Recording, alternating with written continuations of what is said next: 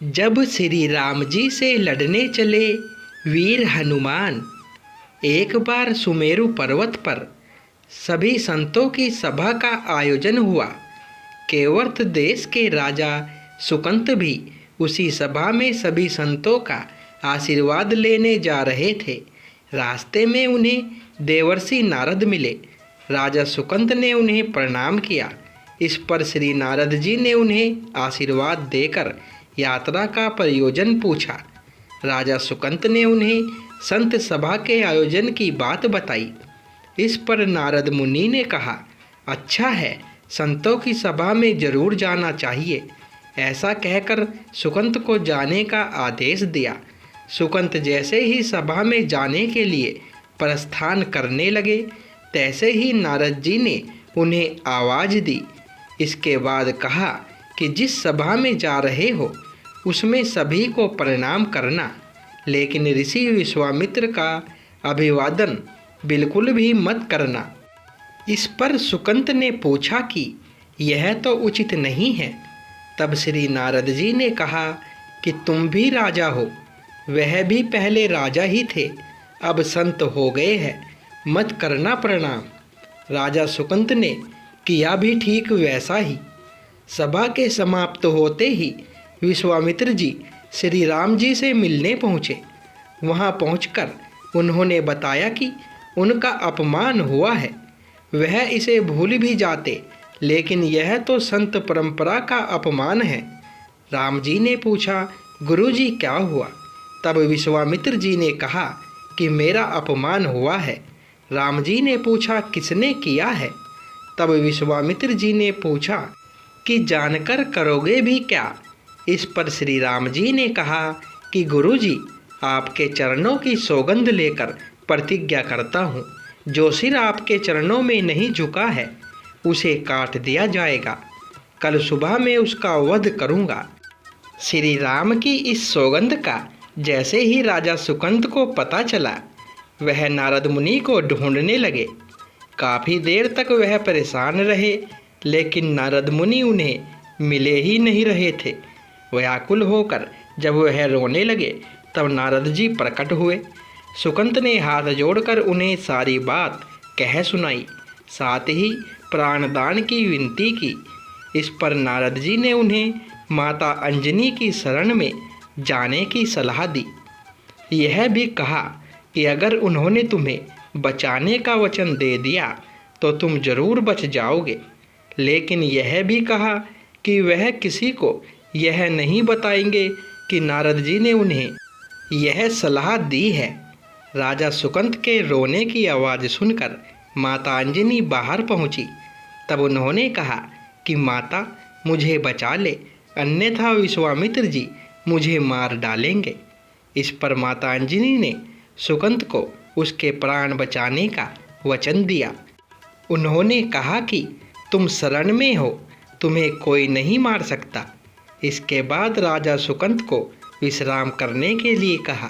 शाम ढले जब हनुमान जी माता अंजनी के पास पहुँचे तो उन्होंने सारी बात बताई, लेकिन सुकंत को बुलाने से पहले पवनसुत से सौगंध लेने को कहा।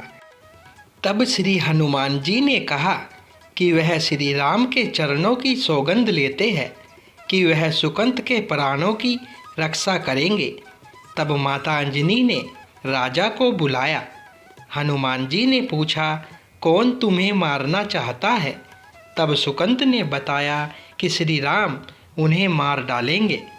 इतना सुनते ही माता अंजनी हैरान रह गई। उन्होंने कहा कि तुमने तो विश्वामित्र जी का नाम लिया था।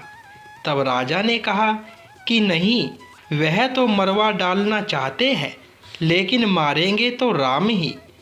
हनुमान जी ने राजा सुकंत को उनकी राजधानी में छोड़ा और श्री राम के दरबार में पहुँचे। वहाँ पहुंचकर उन्होंने राम जी से पूछा कि वह कहाँ जा रहे हैं। तब मर्यादा पुरुषोत्तम ने बताया कि वह राजा सुकंत का वध करने जा रहे हैं। तब हनुमान जी ने कहा, प्रभु, उसे मत मारिए। राम जी ने कहा कि वह तो अपने गुरु की सौगंध ले चुके हैं, अब पीछे नहीं हट सकते।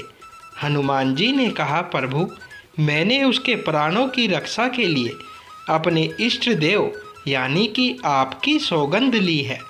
तब राम जी कहते हैं कि ठीक है, तुम अपना वचन निभाओ, मैं तो उसे मारूंगा। हनुमान जी राजा सुकंत को लेकर पर्वत पर पहुँचे और राम नाम का कीर्तन करने लगे। उधर राम जी राजा सुकंत को मारने के लिए उनकी राजधानी पहुँचे, लेकिन वह नहीं मिले तो वह उन्हें ढूंढते हुए पर्वत पर पहुँचे। वहाँ हनुमान राम मंत्र का जप कर रहे थे। राम जी को देखते ही सुकंत डर गए। उन्होंने कहा कि अब तो राम जी उसे मार ही डालेंगे। वह बार बार हनुमान जी से पूछता कि बच जाएंगे हम। तब उन्होंने कहा कि राम मंत्र का जप करते रहो और निश्चिंत रहो, भगवान नाम पर पूरा भरोसा रखो। लेकिन वह काफ़ी डरे हुए थे। तो हनुमान जी ने सुकंत को राम नाम मंत्र के घेरे में बिठा दिया। इसके बाद राम नाम जपने लगे। राम जी ने राजा सुकंत को देखकर जब बाण चलाना शुरू किया तो वह राम नाम के मंत्र के आगे विफल हो जाते। राम जी हताश हो गए कि क्या करें। यह दृश्य देखकर श्री लक्ष्मण जी को लगा कि हनुमान जी भगवान राम को परेशान कर रहे हैं, तो उन्होंने स्वयं ही हनुमान जी पर बाण चला दिया।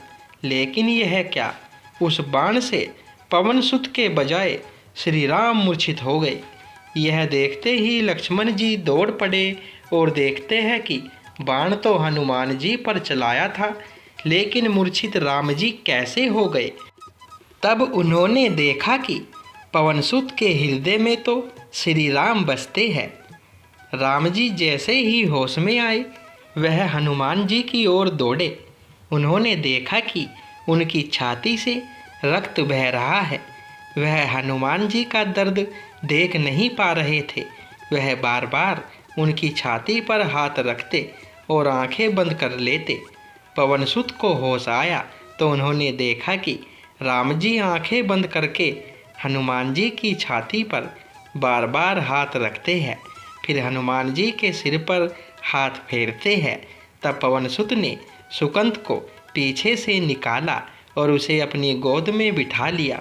तभी राम ने फिर से हनुमान जी के माथे पर हाथ फेरा, लेकिन इस बार वहाँ पवनसुत की जगह राजा सुकंत थे। राम जी मुस्कुराए और हनुमान जी बोल उठे कि नाथ, अब तो आपने इनके सिर पर हाथ रख दिया है। अब तो सब कुछ आपके हाथ में है, इसकी मृत्यु भी और जीवन भी। आप ही सुकंत के जीवन की रक्षा करें। राम जी ने हनुमान जी से कहा कि जिसे तुम अपनी गोद में बिठा रहे हो उसके सिर पर तो मुझे हाथ रखना ही पड़ेगा, लेकिन गुरुजी को क्या जवाब देंगे। तभी हनुमान जी को विश्वामित्र जी सामने से आते दिखाई पड़े। उन्होंने राजा सुकंत से कहा कि जाओ, तब प्रणाम नहीं किया तो क्या हुआ, अब कर लो। राजा ने दौड़कर विश्वामित्र जी का अभिवादन किया। वह भी प्रसन्न हो गए और बोले, राम, इसे क्षमा कर दो। मैंने इसे क्षमा कर दिया, क्योंकि संत का काम मिटाना नहीं बल्कि सुधारना होता है। यह भी सुधर गया है। उन्होंने सुकंत से पूछा कि संत का सम्मान न करने की सलाह तुम्हें किस कुसंगत में मिली। राजा सुकंत विश्वामित्र जी से कुछ कहते कि इससे पहले नारद मुनि प्रकट हो गए। उन्होंने सारी घटना कह सुनाई। तब विश्वामित्र जी ने पूछा कि नारद, तुमने ऐसी सलाह क्यों दी। तब नारद जी ने कहा कि अक्सर ही लोग मुझसे पूछते थे कि राम बड़े या राम का नाम बड़ा, तो मैंने सोचा कि क्यों न कोई लीला हो जाए कि लोग अपने आप ही समझ ले कि भगवान से अधिक भगवान के नाम की महिमा है। जय श्री राम। दोस्तों, वीडियो आपको अच्छा लगा हो तो वीडियो को लाइक करें, शेयर करें और चैनल पर पहली बार आए हो तो चैनल को सब्सक्राइब करें। धन्यवाद दोस्तों।